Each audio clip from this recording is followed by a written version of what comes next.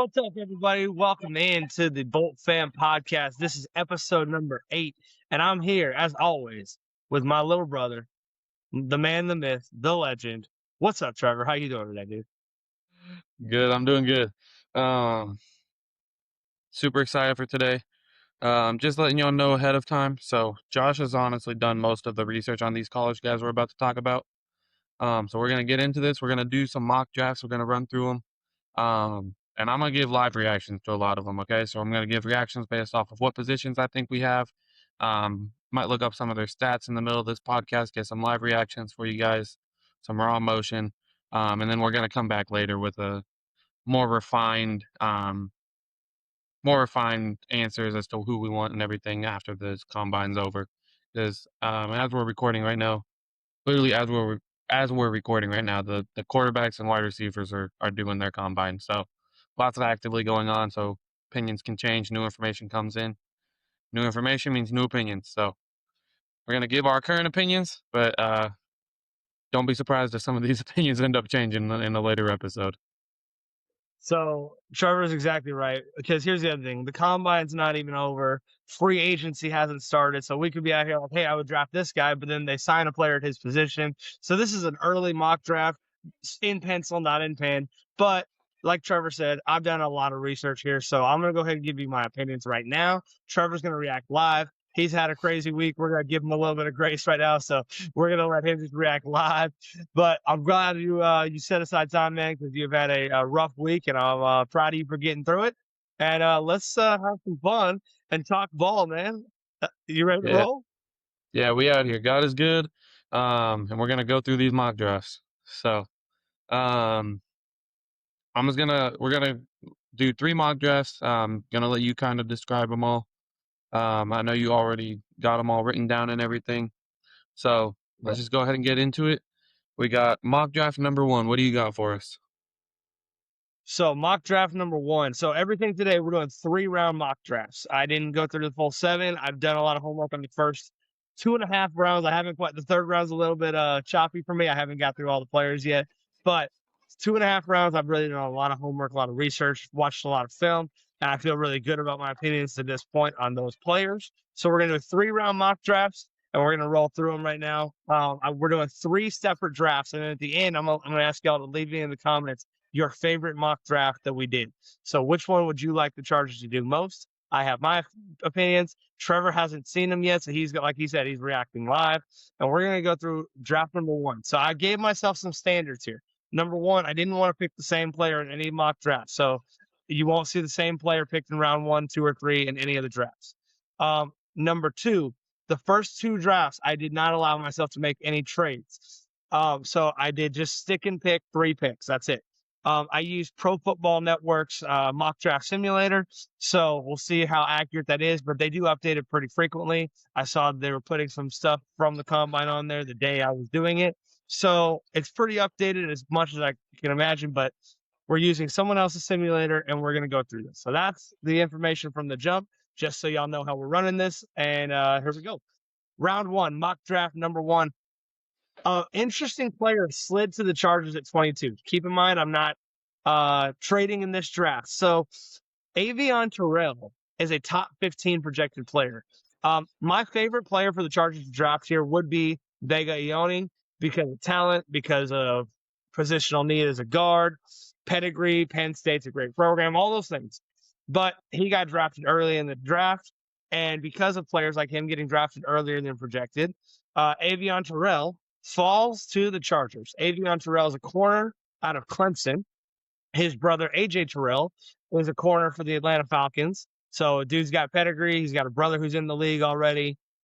Just a high-level player. Clemson had a lot of players this year. They had 3 guys in particular projected to be top 10 picks on their defense, but their entire team kind of had a down season. And all of those guys, Parker, the D tackle. Sorry, I forget his name off the top of my head. TJ Parker's who I'm thinking is the edge rusher. And so all these guys are dropping, but Avion Terrell, they're dropping hard. But Avion Terrell's still projected to be the first guy from Clemson taken off the board. I don't think in the real drafts he's going to fall to 22. But keep in mind, years ago, Derwin James wasn't projected to fall to 17. He was supposed to be the same range, like 8, 9, 10, and he falls to 17 just because of positional value of the DBs. So it's possible. If he falls, I'm jumping all over that. Avion Terrell is my first pick. In this in particular draft, there's three other players who I found really interesting that were available at 22. Caleb Banks, defensive tackle out of Florida. He slipped to us there. Could be a very nice. He's a great pass rusher. We're gonna maybe talk about him later. Spoiler alert. Kenyon Sadiq, tight end out of Oregon, who's that's who Daniel Jeremiah has mocked to us right now, who also just ran at the combine a 4.4 flat 40 time as a tight end. That dude, they call him Sadiq the Freak, man. He is a freak athlete. And the other thing that scares me about him is if we don't draft him, a lot of mock drafts have him going to the Denver Broncos. And so I kind of just wanted to take him just so I didn't let him fall to Denver. But I still stuck with Terrell. And then the last one who's available here is Akeem Mesidor. And this one, keep in mind, we're doing this before free agency. So Akeem Mesidor would be a great option if Khalil Mack doesn't come back or if Adafe Owe doesn't resign. Then Akeem Mesidor will be a first-round talent.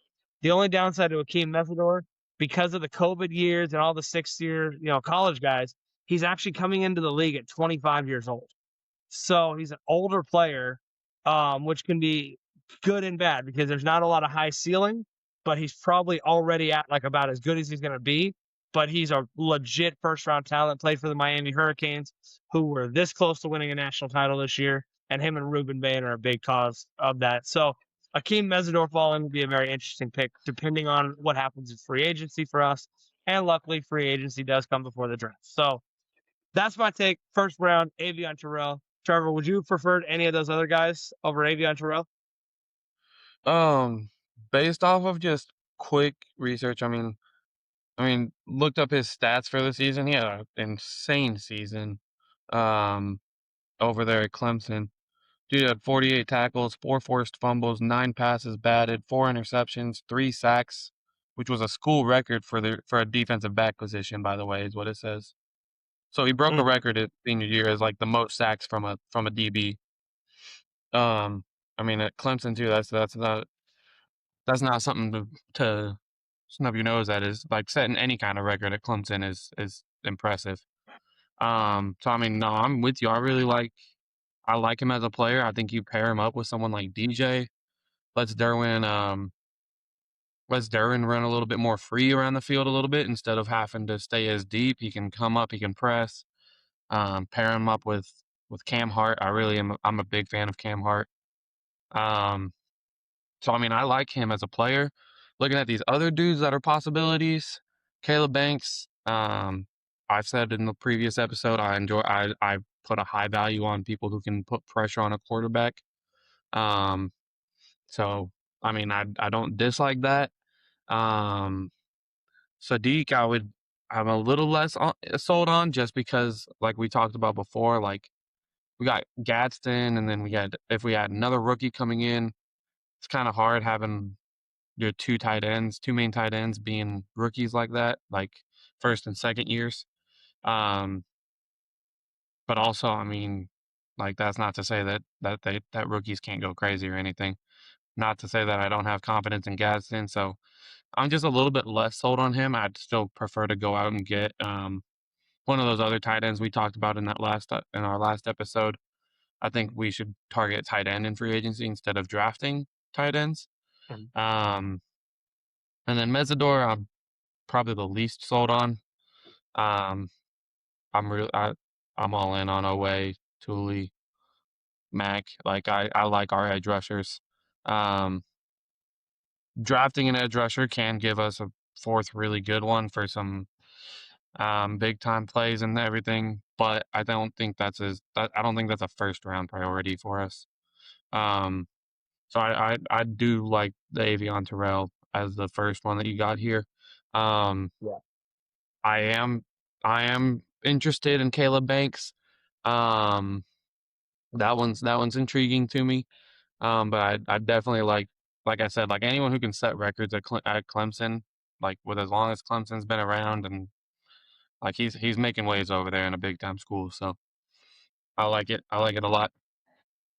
All right. Well, just give me till our next mock draft, and we'll talk about Caleb Banks. I think maybe I in, see it. I in see the it on second the round. agenda. I was Yeah. So, all right. So, second round of this first mock draft, there's a lot of good players available to me, but I chose to stick with Jeremiah Trotter, linebacker from Missouri. Jeremiah Trotter, or I'm sorry, I keep saying Jeremiah Trotter, Josiah Trotter. I was Jeremiah like, Trotter, yeah, no. So Jeremiah Trotter Sr. was an NFL linebacker. Jeremiah Trotter Jr. is in the league now. And Josiah Trotter is the next one of this family. So that's why I keep saying it. That's why I keep messing it up because I grew up watching his dad play. So Josiah Trotter. So it's funny. I got a couple legacy drafts here. I got a couple guys whose families are also in the league with Terrell and Trotter here. But Trotter is a physical linebacker. And especially if we lose Denzel Perryman, which it looks like we probably will, he is plug and play, day one starter next to Deion Henley. And he's far better than anything else we've got behind him. And I love Josiah Trotter, man. Physical player, good in coverage, just does everything well. High IQ player, been around NFL football his whole life, been in locker rooms. Just I love everything about this. And the other thing I love, he's 20 years old. So the opposite of my Akeem Mesidor issue of like Mesidor's coming into the league at 25. Trotter's coming into the league at 21 years old, and his best ball is 3 years away. So I think that he is going to be a really, really good player for a long, long time. And the fact that he's falling to the mid second round in every mock draft blows my mind. I think he should be an early second round, late first round kind of guy. Um, he's my my number 2 ranked linebacker in the entire draft so far.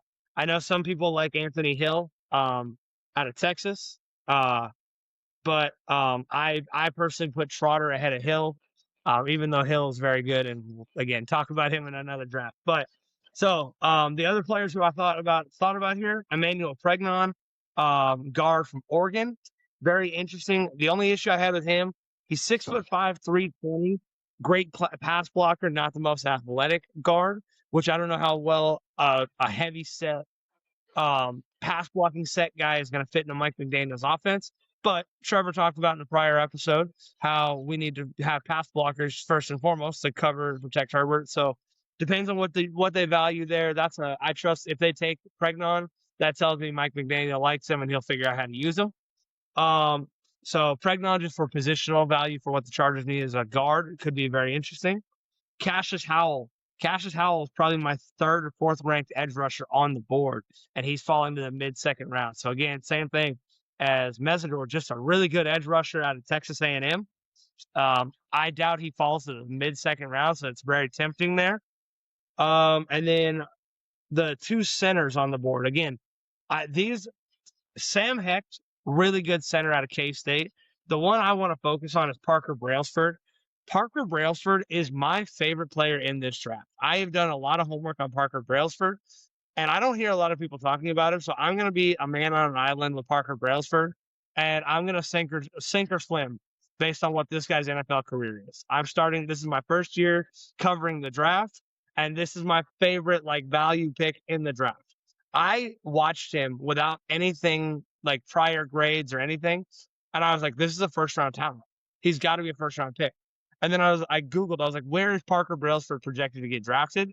They said between the 3rd and the 5th round. I was like, what am I missing? Like, I genuinely sat there like, what am I missing? What do I see that no one else sees? Or what do I not see that everyone else sees? So Parker Brailsford, we will talk a lot. I wanted to devote a whole episode to my love for Parker Brailsford. But we'll talk about him later. So I won't go too deep with it, but those are some other available players. Trevor, there's some good positional value there with some offensive linemen. Do you like going there, or do you like my Josiah Trotter pick and going 2 defensive players to help new DC Chris O'Leary? um sorry, I just got distracted. I looked up Parker Brailsford's stats.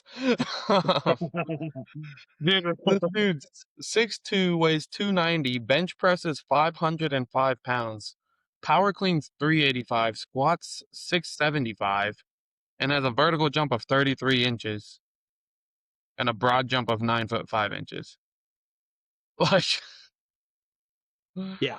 Yeah, that dude's athletic. He's got speed of 19.47 miles per hour. Um, That's crazy. so it says, yeah, he's demonstrated exceptional athleticism. Need to say the least. Like, Hey, so I I'm the mean, yeah, I type mean, of wrestling guy, and as yeah, far as pure mhm. like just strength and speed, like, all right, man, like 505 bench press and 505, you can keep anyone in the league off if you want with that. Like, bench press is one of the biggest things for linemen. It gets kind of overlooked sometimes, especially if you don't play football. You got to be able to push people off of you. Um, and that's all that a bench press motion is, just that right there, that quick, powerful burst. So 505 bench press is good. I mean, I don't know the average in the NFL. Obviously, um 505 seems impressive to me. But going back to Josiah Trotter, um didn't have like anything crazy stat wise that I saw that like really stood out. He had one interception, he had two sacks, one interception in 2024, so he didn't have any picks in 2025, which linebacker, that's okay. Like you don't need a bunch of picks. Two sacks in 2025. Again, that's okay. Um, but the one that really does stand out is that he had 84 tackles in 2025 and he led his team in tackles. Um, I like our edge rushers. I think we need someone to help plug up that middle. Dude's making plays. Like he's not out here getting all these big flashy, like he's not got all the balls batted, he's not got all the picks, he's not got all the pass interceptions.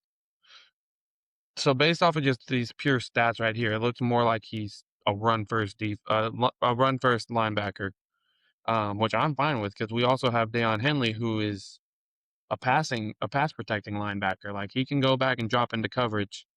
Um, so yeah, I mean, I like him.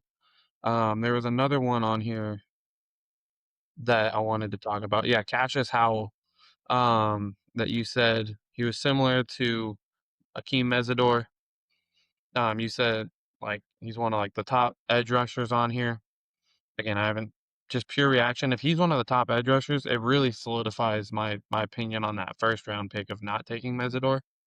Because I don't think that edge rushers is a high thing. If we can get him in like the second or third round, and we can get a good, solid person who can come in and learn under the three edge rushers that we have, um, yeah, I don't dislike it. Howell, um, a 6 foot, 320 pound guard is also intriguing. Um, I don't love that he's that big and not super agile. Like I think with the Mike McDaniel offense, we need some agile linemen. I think we got to get people who can get out into space. Um, so I'm not as high on him. Obviously, guard is an important position, so um, never gonna say no to a guard right now. Like that's one of the main things that we need. Um, but yeah, I mean, I'm with you so far. I like Avion Terrell and I like Josiah Trotter. Like I said, Trotter doesn't look like some big standout dude. He's not gonna be making some big highlight reel. It doesn't seem like, but he's gonna be there. He's gonna be grinding. He's gonna be working hard, and he's gonna be what a captain should be doing. He's gonna be leading his team on the field um in tackles and making sure that he's in the right place at the right time. And that's what you want out of the middle of your field. You got like Like, you gotta be able to know that the people behind you trust you to make that tackle, and that you know the people in front of you that if they eat up 2 blocks for you and leave you free, you better make that tackle. And so, he's the type to get that done. So, I like that. So, yeah, I mean, I'm with you so far. I like the first 2 picks you got, assuming everyone falls. Obviously, Um, we never know what's gonna happen. But yeah. yeah, Avion Terrell at number in the first round and Josiah Trotter in the second. I'm all for building up our defense right now. So I watched this morning because I knew we were doing this. So this morning I got up and I watched the entire quick like run through of the game. The Mizzou played Vanderbilt because it was top 15 matchup at the time. Mizzou was ranked number 15, Vandy was ranked number 10. And so I went and watched that game because I wanted to see how Jesus, Josiah Trotter performed against top level talent. And in that game, man, I didn't make it through I made it through the first half, and then my kids got up, and so I had to go be a dad. But I got through the first half, and it was like every play, even if he wasn't making the tackle, he was right around the ball. And he was just all over the field, knew where the play was going to be, and he was in the right position all the time. So, yeah, big fan there. I know we need a lot on the offense, and people are going to be like, Josh, why would you spend a first and second rounder on defense? But keep in mind, we got $83 million to spend in free agency, so Ortiz might address all of those needs with the free agent money. And then now we're just talking about drafting young, talented players on defense. So that's where I like it. Is again, depending on free agency, but this is an early one. So round 3, he fell to me, and I was so excited. I was almost doing a backflip when I was doing this. Parker Brailsford fell to me, so I already talked about him enough, but I was gonna wait, but Trevor hit it already. Um, so the knock on him that I've seen, I looked it up. I'm like, what is the weakness? Because I don't see it, and they said he's undersized.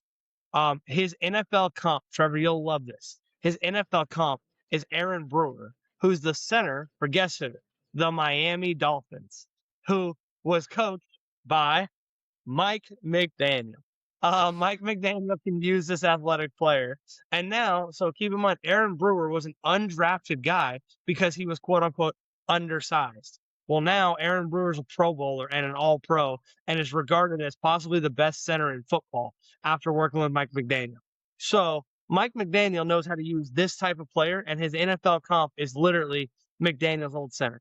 So I'm over here like, I'm going to be so honest with you. I have a love affair with Tyler Linderbaum. We all know that. But I'm going to be honest with you. My number one choice, and this sounds crazy to everybody, my number one thing that I want the Chargers to do at center is not pay Tyler Linderbaum, but spend a third-round draft pick on Parker Brailsford. And I will plug and play day one starter, and I feel confident, and other people won't. And I understand the skepticism of starting a rookie at center. I'm telling you now, I've done my homework. Parker Brailsford is an all-pro in the NFL. I love this man. He's a first-round talent that is going to go in the 3rd to the 5th round. I'm spending a 3rd-round pick every chance I get. I would go 2nd-round pick, and I think he's a first-round talent, but I know the value is he's going to fall to the 3rd. So we're going to go ahead and wait till the 3rd, take Parker Brailsford, and have the center for the next decade with Herbert. Shoot, man, the only thing I got to say against that is if he's being compared to someone who's undrafted, let's just get him undrafted. Save some draft picks and go get him after the draft. The issue is this. The reason he's not going to go undrafted, he went to Alabama. Aaron Brewer went to Texas State University, so that's a little different situation. Here's the other thing. Actually, I'm glad you brought this up, and we got to the college conversation. So he started his career at Washington. Okay, as a freshman, he was a starting center for the Washington Huskies, and that year they went to the national title game. And you know who they played? The Michigan Wolverines, coached by Jim Harbaugh. So Jim Harbaugh played against this guy just 2 years ago in the national title game, and now he's available to be drafted. Kalen DeBoer was the head coach. When Kalen DeBoer went to Alabama, he followed his coach to Bama, and so then this kid went to the SEC. He tore it up, and he was not. So he's been to it. He's a freshman national title game player with the Washington Huskies. Goes to Alabama, and he dominates the SEC. This kid can play. There's nothing that says he should be a 3rd-round pick, but he's going to fall, and we're going to take advantage. Parker freaking Brailsford, my guy. So, I what is that from? you got These remind me of a movie quote. Spider-Man. In Across the Spider-Verse, Spider-Punk's like, my God, yeah, sorry, after he like saves the police chief. Sorry. Nerded out a little bit. Sorry, he's triggered something in my brain. I had to get that out. um so we got this first round done. First draft done. A little bit low or took a little bit longer than we expected for that first one. Yeah. But we can speed it up because some of these guys are going to be a little bit repeats. We don't have to talk as long. So yeah, we can speed it up a little bit, but overall, I mean, I don't hate it. Like everything's great when it's hypothetical though. Like you're just looking at these like, oh yeah, dude, this dude's gonna fall. This dude's gonna fall. We're taking them all. Like So you never know. We could also just not need them. We could go, like you said, we can go get something else in free agency. That's why we did multiple, or why you did multiple. So let's go ahead and Yeah. keep moving. We're gonna go into draft number 2. I believe, correct me if I'm wrong, this one is still just picks, no trading or anything, correct? No trades, and this one made me mad because this is one the way the board fell, I was like, I don't like my first round pick as much, and I would have loved to trade back, and just get more players who I value. But I made the rule I'm not trading on this draft, and so that was really irritating to me because I wanted to look at trades and I had to sit there and hit reject because I had multiple offers and I didn't even look at them. Like reject, reject, reject, because I was really upset by this. So first round, I do like the player I got in round one, but it just kind of was like I don't know if I want to go this route if I'm a Chargers fan. So if the board, so all the guys that I really loved got taken early. Vega Ione, Avion Terrell was gone. All my guys were gone. And Caleb Banks did fall to me here. So we talked about Caleb Banks a minute ago, so I won't go too deep into this. Caleb Banks is not a great run stopper, but he is widely regarded as the best pass rusher from the interior. Also, 6'6". So he's a massive human being. I think it's like 34-inch arms, 35-inch arms, like long wingspan, 6'6". So the reason he's really interesting, Trevor, is not only can he apply pressure up the middle, which we've talked about is something you value a ton. And I mean, I do, everybody values. It's a good point, but you brought it up more than me. So he's 6'6" also. So he's going to bat down a lot of balls at the line. Like get those hands up. I didn't get pressure, but that 6'6" frame, get those hands up. And he makes it really hard to throw over the middle. So I think that he's valuable to the Chargers and as a pass and like especially in pass rush downs. We don't have that guy. Tierra Chart's more of a big run stopper, and Jamari Caldwell's a nice run stopper. But adding a pass rush specialist to the interior of the defensive line does interest me. I don't know. I think Caleb Banks is really good. I think 22 feels a little bit high for me, but with the value of the position, I went ahead and went with that pick. So that was my choice here. The other guys I looked at were Lee Hunter, Texas Tech defensive tackle. I think that Caleb Banks is better than Lee Hunter, even though I do like Hunter. But Hunter's more of a run stop guy, which I think we've got enough of those. Versus Banks is a pass rush specialist, so I really like Banks. CJ Allen is the number one linebacker on my board, and he was available here. So I thought about taking a linebacker to pair up with Deion Henley. But again, first round linebacker kind of just felt like not enough value at 22. So had I been able to trade back to like 27 or 28 and then take CJ Allen, I feel good about that. But that's kind of my take there. I didn't love this first pick, but it was the best player available to me, Caleb Banks. What do you think? Yeah, I mean, Tier Tart, you mentioned him. He still had like some very key plays this year where he was batting down balls. Like he had a couple, like he had one against the Chiefs. I'm drawing a blank, but I remember there was like three or so times where it was like a big third down and Tier Tart's batting away the ball. But this dude, Caleb Banks, says that his wingspan is 85.75 inches. Arm length is 35 inches. Weight's 327. He ran a 50240. Oh, 50440, sorry. That's Um, fast. That's five fast. 504. You get 327 pounds coming at you at five at a 50440. Like, um, I don't have all of his stats on here as far as like how much he bench presses or anything. But like I said on the last draft, like you give me someone who causes havoc up the middle, especially if all those other dudes are gone, even if he might be going a little bit higher than projected, like than he should in the draft, I don't think it's higher than like our specific needs. So I don't dislike it. So my issue here is I really wanted a offensive lineman in the first round. The only offensive lineman that I really love interior because there's a lot of tackles in the first round, but I'm not spending a first round tackle when we have Alton Slater unless he's going to move into guard, which Mhm. I don't know if any of these guys are really going to be guards at the NFL level. So the only guy that I really like in the first round for the Chargers to take on the O line is Vega Ione. And in both of my drafts, he did actually all three of my drafts, he didn't fall to us, which scares me because I'm like, that's who I really want. My number one player that I want is Vega Ione as a guard from Penn State, but he continues to keep going higher and higher up the boards, which is tough, man. So that leaves us in a position of like, hey, do you reach for another guard? Do you trade back?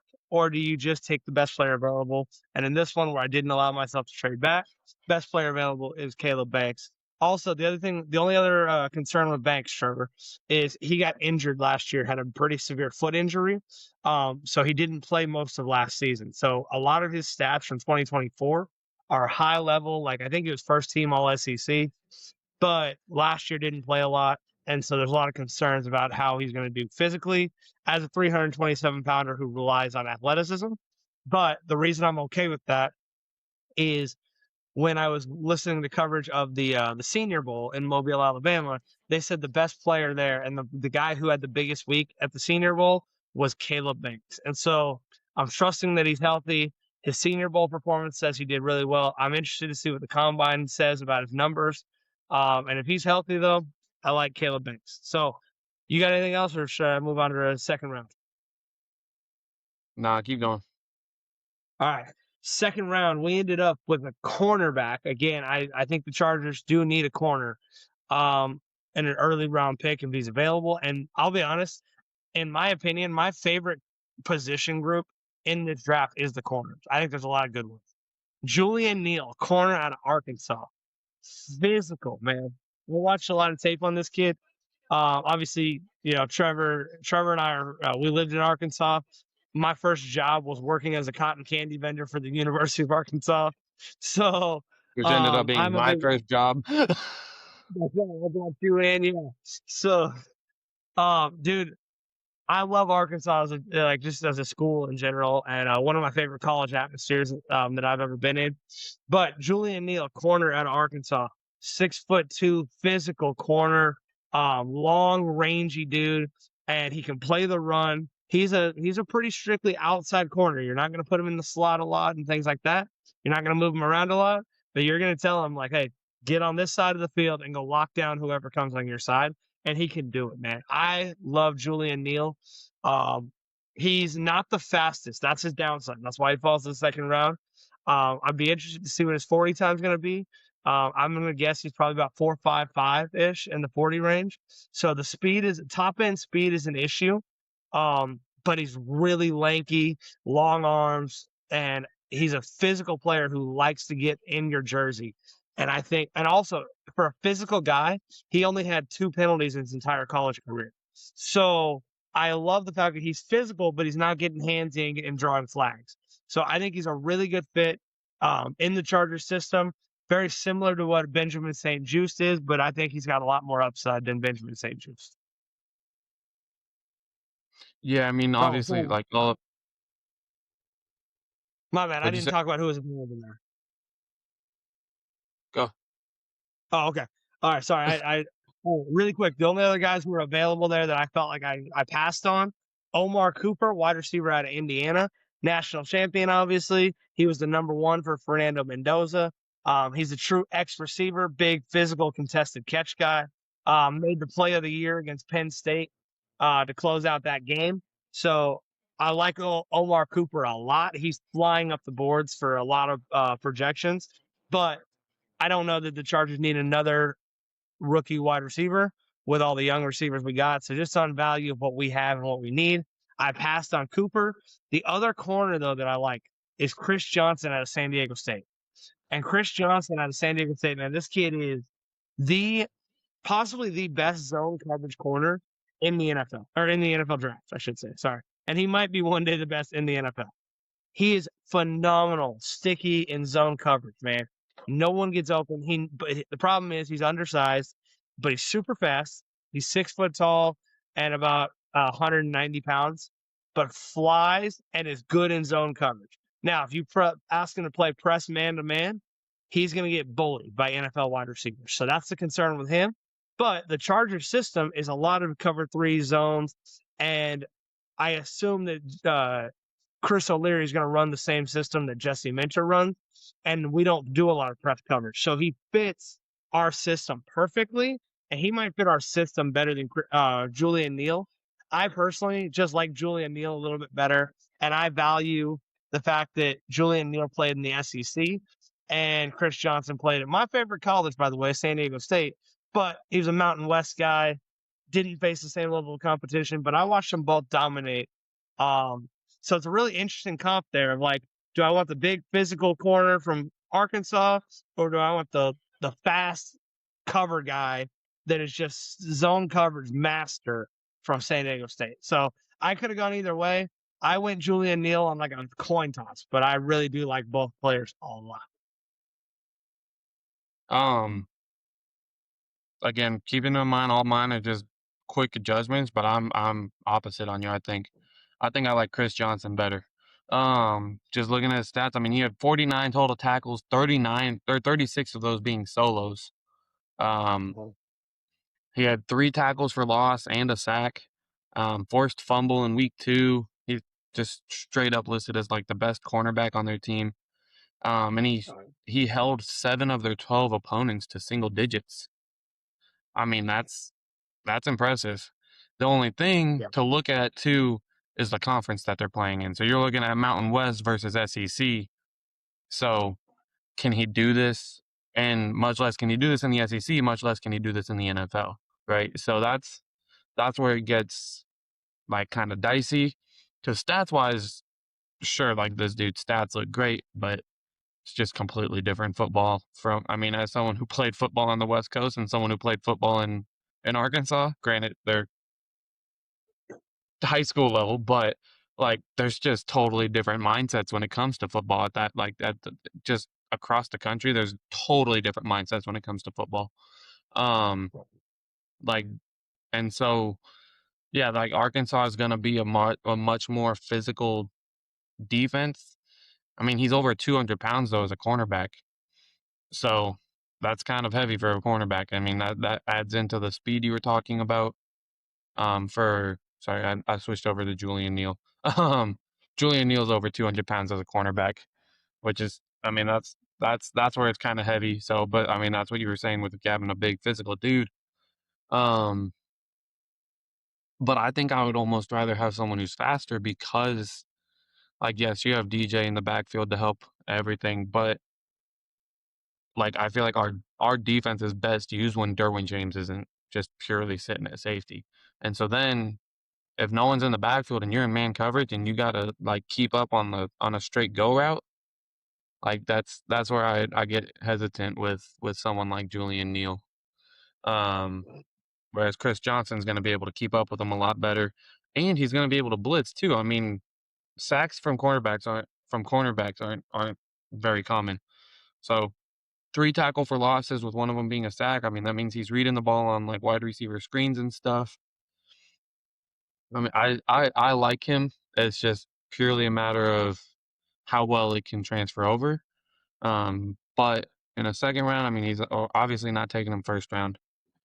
Um, but second round, especially if, like I said, a bunch of other dudes are gone, depending on what we do in the free agency as far as like who we're signing, I like Chris Johnson better. Not to mention, I mean, we're San Diego State fans, so that's always a fun little added bonus. Not that I didn't put that into my decision. If Oh anything, it's yeah. counting against my decision because it's Mountain West versus SEC. But Well, yeah, I'll say this, man, because we do got to rip through this a little bit. We're already 38 minutes in, but um, Chris Johnson's interesting. Like I said, I'm kind of back and forth on these two players. I would say as we watch more film, as we see combine stuff, whatever, I think our opinions might flip back and forth a little bit. But I do like them both a lot. I would be okay with either one. It just really is a matter of how Chris O'Leary is going to weaponize these players. So it's really honestly a coaching question more than even on the talent of the both players. I think the talent of the players is there, and it's just a matter of what does O'Leary want to use them for. So with that, I'm gonna move on to the third round. Third round, and this is on draft number 2. I got Max Clare, tight end out of Ohio State.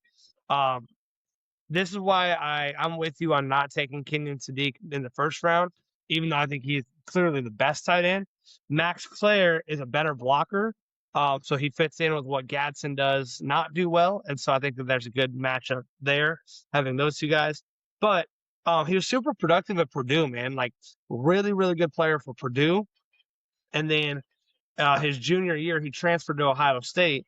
And the thing about Ohio State is that they had Carnell Tate, who's going to be a top 5 pick, and Jeremiah Smith might be the number 1 overall pick next year. They're both wide receivers, and this kid's a tight end. So, needless to say, when you got 2 top 5 wide receivers, they're not throwing to the tight end very much. So he lost a lot of volume. I think he made a bad decision transferring to Ohio State. I mean, obviously they won a lot of games and whatever, but he kind of hurt his draft stock by not getting the volume that he was getting at Purdue. But he balled out at Purdue. So I think that he's a good player. I just think he wasn't a good fit in that offense, or even if he was a good fit, he just wasn't the guy. And so I think he's really good in his role. Him and Gadsden could be a nice little 1-2 and 2 tight end sets. He does a lot of good stuff. And a 3rd round value is a really good value for a tight end. I don't love this draft because we get no offensive linemen. I'll be honest with you. The Chargers have a gaping hole. So if we draft like this, we have to go spend a lot of money in free agency on the offensive line. So that's why I'm not a fan of this draft. But if we do go get a Linderbaum and a David Edwards and a Tevin Jenkins, well, now we can draft corner and tight end and DT and feel good about it. So it's kind of a free agency conversation, but this is a really good draft if we do that. But if we have no offensive linemen and then we draft like this, I'm gonna lose my dang mind. So that's kind of my take on my mock draft number 2. I just don't like it. My opinion still stands. I don't want to go draft a tight end. I don't really like. They would have to be some insane freak of nature tight end for me to like say let's go get him. I'm far more along the route, like I said before. Obviously, it might not happen because you can't just put all your stock on one player. But getting someone like Goddard, going and getting that, and putting your draft somewhere else. I don't think we need to draft a tight end. I think we should go with the free agent route for the draft, or for the free agent route for the tight end. Sorry, and not draft a tight end. I don't want to draft a tight end. That's just I don't really love the idea of that 1-2 combo being a first and second year with really like I mean who else we got like Disley, right? No, Like we're gonna cut Duke. It would be Tucker Fisk. Tucker Fisk is gonna I be don't your love Tucker Fisk blocking. either. Like I want a better tight end. I do like you said he's a blocking tight end. Like that's good, but overall, like I'm not sold on going and drafting tight ends right now. So I didn't say he's a blocking tight end. Let me clarify that. He's not necessarily a true blocking tight end. Like Tucker Fisk is a blocking tight end. He is just a put a face in a chest and in your chest and block. That's Tucker Fisk. I was just saying he's a better blocker than Aronde Gatson. And not quite the pass catcher probably that Aronde Gatson is. So I just think that compliment of like he's a little bit better than Gatson in one area, a little bit worse than Gatson in another, so they can complement each other well. I don't think he's like a true like just a blocking tight end. He's not that. So I just want to clarify. that's good. Still doesn't change my opinion, but thanks for the clarification. All right. So Trevor likes my mock draft number 1. He hates my mock Uh-huh. draft number 2. And to be fair, I like mock draft number 1 a little bit better than I like mock draft number 2. So totally fine. But the way the board fell, I had to do what I had to do, and that's how it fell to me. So Right. I took best player available, not drafting for need. So mock draft number 3. This is the one that I am so in love with what I was able to pull off. This is the draft that makes me believe I could be an NFL GM, but instead we're doing a podcast. So here we go. Mock draft number 3, I got the best trade I've seen in one of these drafts. I was able to trade back, so we get no first round pick this year in mock draft number 3. But the Jacksonville Jaguars and the LA Chargers make a trade. The Jaguars get pick number 22. They keep their first rounder as well. So they're going to end up with 2 first round picks. But they gave us the 56th overall pick, the 81st overall pick, the 88th overall pick, 117th pick, and a 2027 second round pick.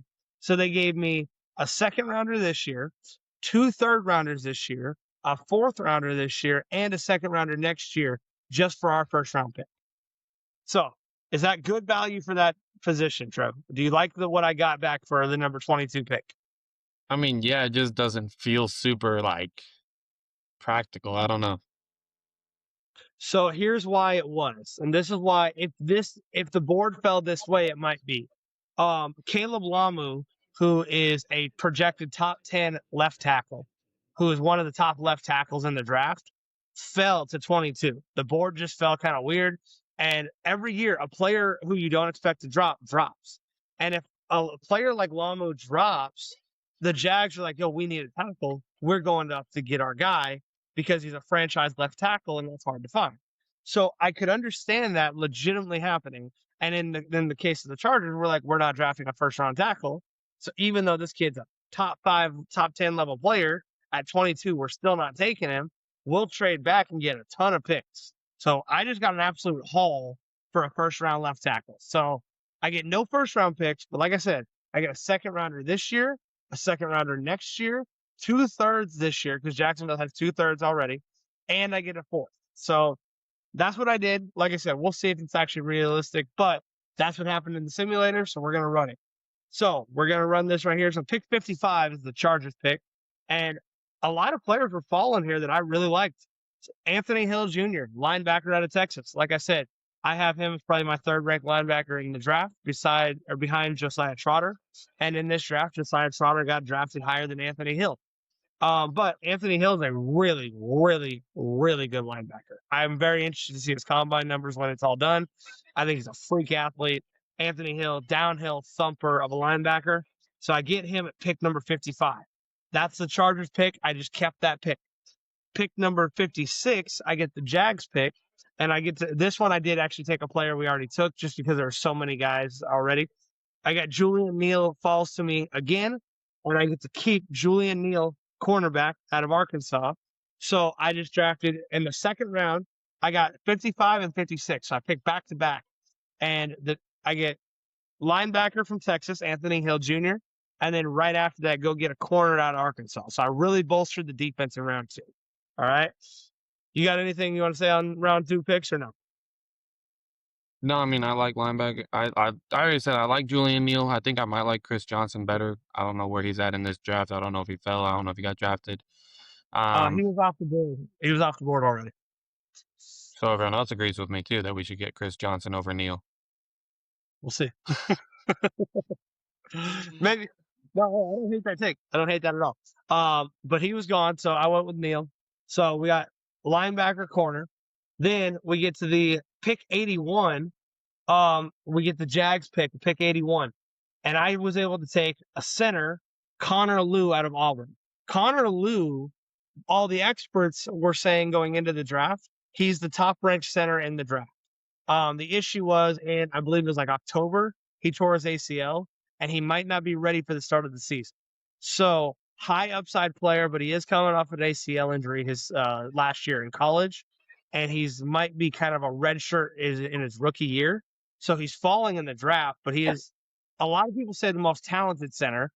I still like Brailsford a little bit better, but Connor Lew is all the scouting guys say the top most talented guy, but he's probably not going to be picked first. So off of the injury, I got a huge value for Connor Lew in the third round. How do you feel? You're making faces over there. Keep going. Oh, okay. All right. You're doing your homework. That's fine. So move down. So this is a cool pick. All right, I got 3 picks in the 80s. And so I got 81 with the Jags pick. The Chargers third round pick is at pick number 86. So we're drafting in the middle of these two. And we get Zachariah Branch, wide receiver out of Georgia. So this guy, 5'10", 175-pound burner, bro. Absolute burner. I am comping him. This is just my comp. I comp this player to Rashid Shaheed, who we talked about in the wide receiver episode, that we were all over this. But I can go get Zachariah Branch in the third round. I'm taking it all day. Competition for him and Darius Davis. He would probably wind up being our return man. We'd probably end up cutting Darius Davis. And then he's just a speed gadget guy from McDaniels to have fun with. Because, dude, McDaniels can use that guy. 4.3 speed, undersized, 5'10", 175 pounds. So small player, but absolutely flies. So that's an interesting player at pick number 86. And then I really address the offense in the third round here, taking Katron Allen, running back out of Penn State, and with pick number 88. So I get 2 second-round picks in this draft, and 3 third-round picks. I was only doing a 3-round mock draft, so we also would have had 2 fourth-round picks, which would have been nice, but I didn't do a 4-round mock, so I didn't get to use those. So doing it this way, I was able to get 2 studs on defense in the second round and then 3 really good players on offense to get a backup running back from Penn State to mix in with Amarian Hampton and Kamani Vidal to then go stud burner wide receiver Zachariah Branch out of Georgia and very possibly the best center in the draft, depending on who you ask, Connor Lew out of Auburn. So I get 5 picks there, and also, by the way, 2 fourths this year, and I added a second rounder to our 27 draft. So that is actually my favorite draft. I would love to see Ortiz just trade back, get a ton of picks. And I think there's a lot of really good players in the second, third, and fourth round, dude. I'm seeing these players that I love the depth of this draft more than I love the high end talent, which is perfect because go ahead and trade back, get a lot of players. I really like Anthony Hill. I really like Julian Neal. I really like Connor Lew, just worried about the injury. Zachariah Branch, I only love because I love Mike McDaniel's system. And Katron Allen is just a really nice backup running back that maybe develops into something more. I'm just gonna talk on one of your players. That's it. That's the only one I really am like interested in. It's the one I think you did the best on. Okay. Um. So Connor Lew, combine. He hasn't. He has. So it says here just like strength, versatility, toughness, consistent execution. Perfect. Love someone who's consistent, right? Love someone who's tough, going out there, putting their heart on the line. Physical attributes, thick lower half, good functional strength, strong hand placement. So he's really good with his hands, really good on pass protection is what that means. Um, Performance. So I know you said he was injured. Did you look at what he did Mhm. before he was injured?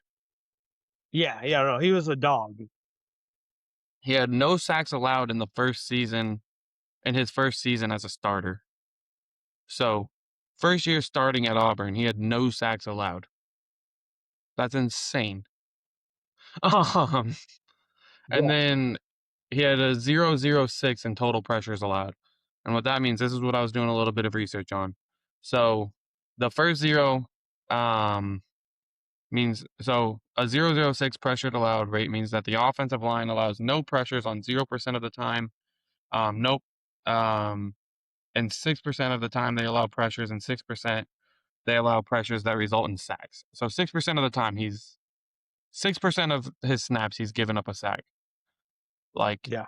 he's not getting extra pressures in there. It's not like he's giving like 500 pressures and then, oh, only 6 got through because Herbert's running for his life. No, he's giving a clean pocket like 94% of the time. So you give Herbert a In the clean pocket SEC. 4% of the time, he will make plays. He was the highest rated quarterback this year when having a clean pocket. He had like an Mhm. 86% completion percentage or something like that is what I saw. Like you give Herbert a clean pocket, he is the highest rated quarterback in the league this last year. That's not being biased. That's not a what if situation. That's not, oh, Herbert could have won a Super Bowl if he had a good offensive line. It's a straight up fact. When he had a clean pocket, he was the best quarterback in the league. Um, yes, there's other stuff that goes into being a quarterback. I'm not saying he's just the best quarterback in the league. I might believe it, but I'm not saying that right now. I'm not trying to get all the people coming for us saying that we're just like all over Herbert and that we're delusional Chargers fans. I'm just like you can't argue with stats. Um, and so you give someone you like this dude just yeah, I don't know. I like the way he looks. Like I'm not worried about an Mhm. injury. Yes, injuries happen. Yes, they can be really detrimental. Everyone gets injuries. Like and if he's as tough as it's saying that he is, he's gonna be fine. He's gonna bounce back from that injury. He's gonna go out there and he's gonna do what he has to do. Same way, one of the main reasons I love Herbert. Dude doesn't care what injury he has. He's going to be on the field as much as he can. You give me an offensive lineman like that in front of him who's going to put that same mindset and that same effort in, and then he's protecting him on top of that. Like, I like him. Like being able to get him, and then from there we would have to go get either some fourth round guards or something, which I don't love, or going and using our cap money to go get guards, which is fine by me. I mean, we did a whole episode on that. Like, there's plenty of linemen out there that we can go get. Maybe, like you said, we can go draft a different tackle that's gonna convert over into a guard, possibly, which isn't as likely, obviously. But I already told you I do like Julian Neal. I'm not just like completely out on him or anything. I thought Chris Johnson looked more impressive. Doesn't mean I'm gonna complain with Julian Neal. Give me a big physical dude at corner. Might change how we run the defense a little bit, but that's fine. You have to play to your personnel anyway. So, um, running back, the Katrin Allen. I've said before, I don't love the idea of drafting a running back, having a 1, 2, 3 being first, second, and third year running backs. But at the same time, I got enough confidence in Vidal and Hampton that I'm okay with it and like them being coachable young dudes. So yeah, that's all I got. I like Connor Lew. That's the main thing I'm getting at. Yeah. Well, so it sounds like you really like Connor Lew, like I like Parker Brailsford, and I think an interesting idea for the Chargers would be to go Get both. get. I know we've talked a lot about like in our offensive line episode, we talked about how I was like, hey, Linderbaum's the guy, right? But a really good option would be to go. I know McGovern's like the next guy down or whatever, but even like going to get like a Cade Posick, and then like draft one of these guys, especially if it's Lou, because Lou's coming off the ACL, may not be ready week 1, so you could like let him kind of sit, let him get ready, let him get up to speed, let him get healthy, and have like a serviceable guy that you're spending, $7 million on, and then you go draft a guy like this. That's a really valuable option as well. Um, I would, if you're going with Brailsford, then I would sign someone who's just planning to be the backup. But let these guys come in and compete, third round centers. Let them come in, compete for that starting job, and see how they do, man. Because I do like these guys. Don't get me wrong. If we sign Linderbaum, I'm gonna do a backflip. But yeah, I love these guys, dude. I love these guys, and I think there's more options. I feel like the only options we hear talked about are Tyler Linderbaum. But there's options here that I feel like I've made a case for Parker Brailsford, Connor Lew, and I didn't even really go into depth. Sam Hecht is another one out of Kansas State who also could be an option. I think I'm with you. I like Lew and I like Brailsford, but the other one's Jake Slaughter out of Florida is nice. And then Sam Hecht. I think there's a lot of upside with both of those two guys as well. So a lot of options, I man. I have a fun hypothetical, probably very unrealistic, but go draft both of them and move Brailsford over to left guard. You get someone with that kind of speed and agility and strength. I know they said he's undersized, which then dogs on him even more if you the farther out on the line you start getting. But I mean, if he's as physical and as strong and as fast as everything I was reading, like you give him some speed and power next to Slater, and then you get Lou in the middle. Shoot, man, it doesn't matter who that fourth lineman is. Like I said, that's just a little Yeah. fun hypothetical that just popped into my head. I was like, shoot, man, go draft them both. Um, obviously, I that's don't not know going if to either happen. one of those guys. I don't know if either one of those guys are going to move the guard, but it's an interesting proposition if one of them could. And I mean, that's something I won't know until I see it happen, kind of thing. Because I watched the Chargers try to flip flop Bradley Bozeman and Zion Johnson. That was the most ridiculous experiment I've ever seen.